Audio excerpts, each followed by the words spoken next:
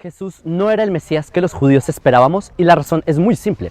En resumidas cuentas es porque Mesías es un cargo político y Jesús en ningún momento lideró al pueblo de Israel, sí que menos políticamente hablando. Les explico a qué me refiero y para eso es necesario primero entender qué significa la palabra Mesías o Mashiach en hebreo. Pero antes quiero darle un saludo a los que nos están viendo en el canal Investigando la Historia. En este momento me encuentro en la Universidad Ben Gurión de Israel. Estoy haciendo mi maestría en filosofía judía y quiero responder a un tema que Carla Díaz me preguntó y es si acaso Jesús fue el salvador de los judíos y por qué razón nosotros los judíos no lo consideramos Mesías hasta el día de hoy. El problema es que comúnmente las personas con un trasfondo cristiano suelen relacionar la palabra Mesías con la palabra Cristo. O sea, la palabra Christos en griego significa Mesías. La gente lo suele relacionar con Jesús y por eso cada vez que relacionan a Jesús con Cristo, lo relacionan con la palabra Mesías. Pero ¿qué significa la palabra Mesías? Si la gente entendiera su significado original, se darían cuenta que Jesús no fue un Mesías. ¿Y por qué les digo que la palabra Mesías tiene que ver con la política? Les explico. Mesías es la forma en español de decir el término Mashiach, en hebreo, ungido, es en la traducción del español. ¿Qué significa ungido? Pues ungir era un ritual que Israel hacíamos en la antigüedad para así delegar un cargo colectivo a ciertas personas, por ejemplo, a ciertos descendientes de Aarón, el hermano de Moisés. Antes se les ungía con aceite para darles un cargo de sumo sacerdote. Y esto se hacía con un aceite de unción, como dice en Éxodo 30.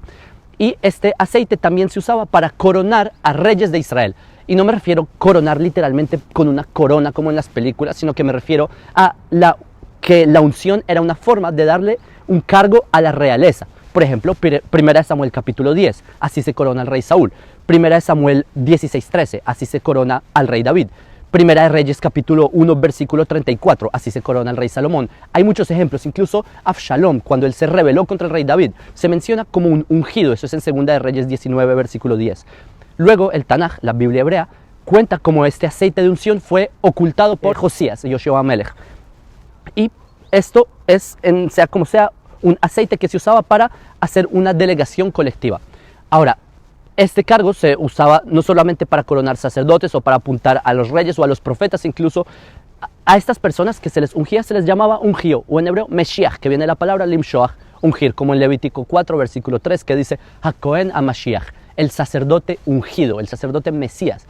O en Salmos 105, versículo 15, que dice Al tigeu bimshihai, no toquen a mis Mesías, a mis ungidos. Ahora, ¿cuál es el rol de un rey? O sea, ¿qué se supone que hacen los reyes? Pues gobernar, políticamente hablando. Por eso cuando hablamos de Melech HaMashiach, de un rey Mesías, nos referimos a que es una persona que debe reinar en el sentido político. Tanto es así que incluso figuras no israelitas, como el rey Ciro de Persia, se les describe como ungidos, porque cumplieron una misión política para darle independencia nacional a Israel. Por ejemplo, en Isaías 45, que está escrito Ko amar Hashem limshiho lekoresh, así le dijo Dios a Ciro, su Mesías. Porque recordemos que el rey Ciro en el año 538, antes de la era común, él hace un edicto para que los judíos que habían sido expulsados de Judea pudieran volver a su tierra y tener nuevamente una autonomía política. Ahora, en los tiempos del Tanaj se establece la doctrina de que Dios eligió al rey David y a su linaje para gobernar eternamente sobre Israel. Pero tras la trágica caída del reino, del imperio del rey David, empieza esta esperanza de que el rey David o sus descendientes van a volver a gobernar. Esta aspiración se encuentra en muchos lugares de la Biblia hebrea, Amós 9:11, Isaías 11:10, en todo lado. De hecho, es una de las tesis principales de la sección de los profetas del Tanaj. O sea, el pueblo judío comienza a tener y a surgir esta aspiración de que los descendientes del rey David retornen a establecer el reino. Ahora, volviendo a la pregunta de que Jesús no fue el Mesías, y aparte de ya haber definido lo que significa la palabra Mesías, lo que haremos a continuación es perfilar un poco del desarrollo del concepto mesiánico. O sea, debemos entender cuáles son las características del Mesías para así definir por qué los judíos no consideramos a Jesús como un Mesías. Isaías es quizás el profeta que más influyó en describir las características del Mesías. Isaías es quien toma la importancia de la perpetuidad de la dinastía davídica y traslada la importancia a las virtudes de este futuro rey. O sea, a partir de Isaías, lo que importa realmente son las características del Mesías. Y estas son, por ejemplo, que sea un juez, que sea rey, que sea maestro de la Torá, o que no se oponga a la Torá, digamos, que tenga un carisma para gobernar, que sea profeta, que sea guerrero. Y ojo, la característica de que el Mesías debe ser un líder militar es algo que aparece en prácticamente todos los profetas principales de la Biblia hebrea. Esta característica de que el Mesías debe liderar también militarmente a Israel es uno de los detalles que más influyó en la percepción mesiánica del siglo I. En la época del Segundo Templo hubo muchas escuelas en el judaísmo, fariseos de todos los tipos, esenios, galileos de todos los tipos, saduceos de todo. Y a pesar de estas diferencias entre los grupos, en general la gran mayoría de estas escuelas compartían la idea de que iba a haber una futura salvación. Pero ¿qué significa salvación para la mentalidad de un judío? ¿Será que significa salvarse de un infierno? Esto es uno de los puntos más confusos para la mayoría de la gente porque creen que salvación se refiere a evitar un castigo metafísico o algo así. Creen que se refieren a liberarse de un infierno eterno, yo no sé qué cosas. Pero en rigor, en las fuentes más antiguas de la literatura hebrea, cuando se habla de salvación, no se relaciona con ningún paraíso ni ningún infierno, sino que se relaciona con la libertad nacional de Israel. Es decir, la palabra salvación es en la idiosincrasia judía algo que tiene que ver con la libertad nacional del pueblo judío. Y esto no es algo nuevo, los judíos siempre por milenios hemos tenido esta aspiración de tener una independencia nacional en nuestra tierra. Por ejemplo, como en el caso de Zerubabel, que él era un descendiente del rey David, que en el año 519 antes de la era común, él lideró la reconstrucción de Judea tras el exilio babilónico. O por ejemplo los macabeos, que fue un grupo de judíos anti-helenísticos que ellos lucharon para liberar Judea de la ocupación seleucida. Y aunque en muchos casos con los macabeos hubo tensiones por la reclamación de la casa de David y la de ellos, porque recuerden, los macabeos ellos venían del linaje de Aarón y no del linaje davídico. Y cuando Aristóbulo I, él era de la dinastía jasmonea, él toma el título de rey, se despertó un sentimiento como que los jasmoneos estaban usurpándole el linaje del rey David. Y esto hizo que aumentara mucho más en esta época la importancia de un Mesías davídico, como que fue una reacción colectiva del pueblo judío ante los reyes jasmoneos. Sumándole a eso, llegó la ocupación romana, siglo I antes de la era común, y esto reforzó la idea de la necesidad de un Mesías davídico. Sea como sea, los judíos hasta el día de hoy celebramos una fiesta en nombre de esa salvación que hicieron los macabeos. Esa fiesta se llama Hanukkah y es lo que los judíos celebramos, es cuando Jerusalén logró ser liberada de los poderes extranjeros que habían ocupado Israel. O sea, como que la aspiración de la libertad nacional judía siempre estuvo muy presente en todas las generaciones. Y es por eso que en la época del Imperio Romano, cuando controlaban Judea, surgieron numerosos líderes que ellos trataron de liberar nacionalmente a Israel. Así es en el periodo histórico donde aparecen diversidad de figuras militares, políticas que intentaron liberar Judea, porque fue mucho el deseo de los judíos de tener una libertad nacional y muchos de esos líderes que estoy mencionando por eso se consideraron potenciales a ser Mesías. Personajes como Judas el Galileo, o Teudas, o Shimon Bar Giora, que aparece, incluso Bar Giora fue coronado por los celotes como Mesías. Y es que incluso en las sectas judías más alejadas, más pacíficas, existía este concepto de libertad nacional. Por ejemplo, los sectarios de Qumran, como se ha descubierto en la documentación de los rollos del Mar Muerto, que ahí incluso aparecen menciones de 3 tipos de figuras mesiánicas: el Mashiach sacerdotal, el davídico y el profeta. O sea, esto refleja que incluso para las sectas qumranitas era vital estas 3 funciones en el Estado judío ideal. Alguien que haga el gobierno judío, donde hay un sacerdocio y hay profecía. Vale recalcar que para algunos grupos judíos de esa época la idea de salvación nacional era más importante que la misma figura del Mesías, por ejemplo. Por eso hay algunos textos de la época que ni siquiera mencionan al Mesías. Por ejemplo, en textos apócrifos como el libro de Tobit, Sabiduría de Ben Sira y más así. O sea, si ustedes se fijan en estos casos que les menciono, los judíos esperaban a un descendiente de David que liberara a Israel del dominio extranjero. Por eso es correcto incluso que en los judíos más alejados, tanto geográficamente como ideológicamente, estuviera esta idea de una libertad nacional. Por ejemplo, Filón de Alejandría, que sus ideas eran alineadas con el helenismo. Él, en su explicación a Números 24, versículo 17, él habla de un Mesías humano y que Dios no es el mismo Mesías. En general, las fuentes judías asumen que el Mesías será completamente humano, aunque sí será un humano excepcional. En muchas de las fuentes se presenta incluso como algo escatológico, pero al fin de cuentas no deja de ser humano, hijo de humanos. Otro ejemplo de judíos de la diáspora que fueron considerados Mesías es el caso de un judío egipcio que Flavio Josefo comenta en el segundo libro de la Guerra de los Judíos, que Josefo cuenta que este judío de Egipto lideró a miles de judíos por el Monte de los Olivos para así tratar de liberar Judea de manos de Roma, pero esto fracasó. Y en todas las esferas judías estaba presente esta idea de buscar una libertad nacional de Israel bajo el liderazgo de un Mesías, aunque el caso de los saduceos quizás es menos explícito porque ellos ya tenían un poder político y tiene sentido que si tú ya tienes poder político, tú no esperas tener más poder político, porque recordemos que los saduceos ellos eran aliados de Roma, así que era de esperar que ellos estaban muy cómodos con la ocupación romana. Pero en general, si ustedes se fijan, todo lo que les he hablado hasta el momento va alineado con perspectivas nacionales y por lo tanto no encaja con Jesús. En sí, Jesús no liberó Judea, por el contrario, Judea continuó bajo la ocupación romana por muchos más siglos.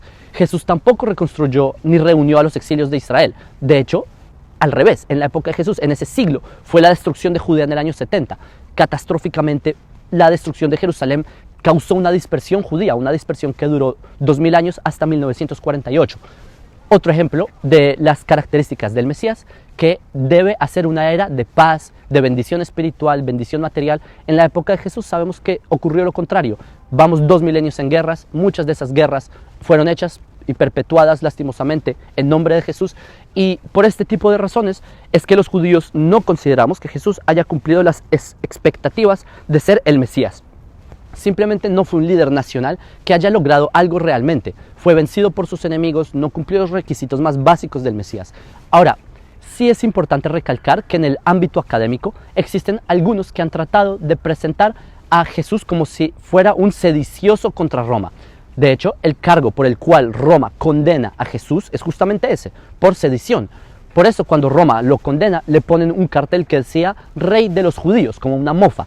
En otras palabras, Roma está poniendo este cartel sobre el ejecutado para advertirle a las personas que ni siquiera intenten establecer o pretender establecer un reino judío en Judea tratando de rebelarse contra la ocupación romana.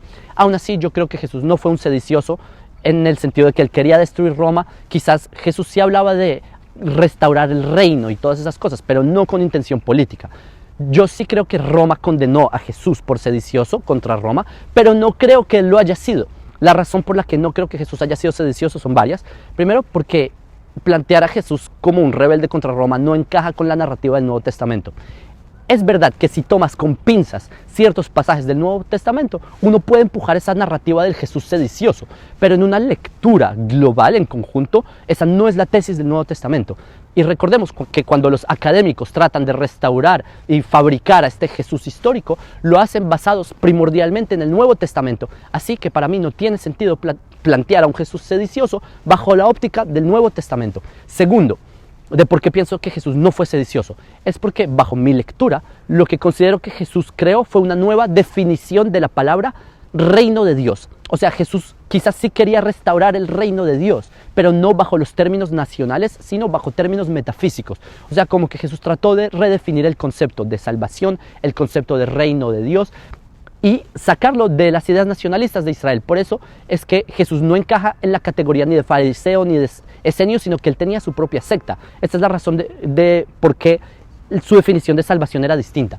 La tercera razón de por qué no creo que Jesús haya sido rebelde contra Roma, como si lo fueron otros líderes como Teudas o Judas el Galileo, es porque al fin de cuentas el movimiento de Jesús no fue trascendente entre los judíos. O sea, Jesús sí tuvo sus cuantos followers y así, pero me parece que tiene sentido que Jesús fue rechazado como Mesías por los sabios judíos de la época, y esto es una muestra de que no cumplió con los principios mesiánicos que se esperaban en su época. O sea, a lo que me refiero es que una forma de medir si Jesús fue considerado un candidato mesiánico o no es mirando cuál fue la reacción de los judíos de su época.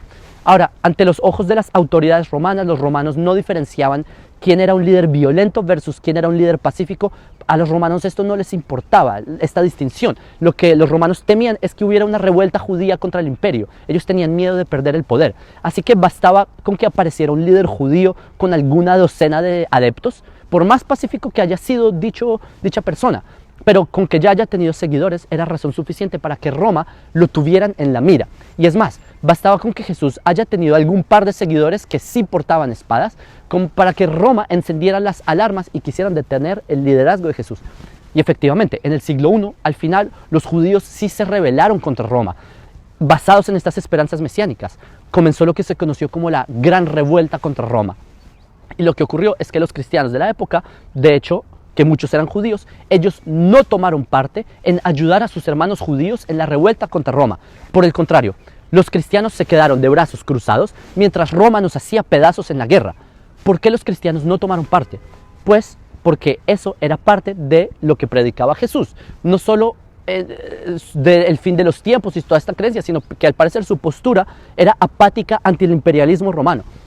Esta situación de los primeros cristianos traicionando a sus hermanos judíos en la resistencia contra la opresión romana, esto causó un distanciamiento entre la expectativa mesiánica de los judíos y la figura de Jesús. Unos años después hubo otra revuelta, hubo otra y luego otra revuelta contra Roma entre el año 132, 133, 135.